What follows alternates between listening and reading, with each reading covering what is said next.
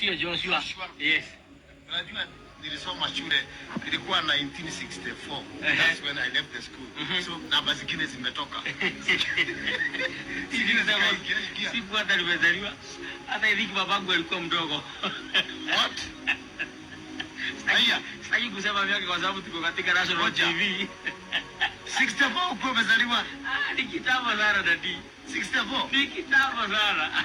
Hebu nikiwaita kijana ni sawa. Hata hivi mamangu alikuwa na miaka ya kuhesabika. Hata hivi ilikuwa imefika 10. Hata vile nakuitaka dadi, I think hata kama ningerudi kidogo ningekuita kukaa, lakini siwezi kuita kukaa. Lakini yes, 1964 ndio mimi niliingia shule 1961. 61. Hiyo ni kitambo sana. Hiyo ni kitambo sana. Kule Subukia. Tulikuwa tunaandika kwa mchanga hivi. Babangu ni kwa hivyo 64 ndio nilitoka shule.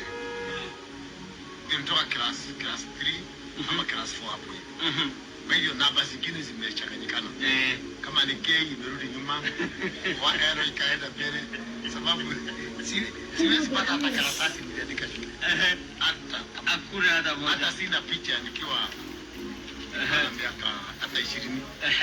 Sina. Nafikiria siku moja katika spiritual killing tutakuja kwanza tukujue kidogo. Ya mnijue, turudi nyuma kidogo. Unajua kwamba wale wazungu wanasema don't judge book by its cover. Many people according as you know nimepaka nyeusi.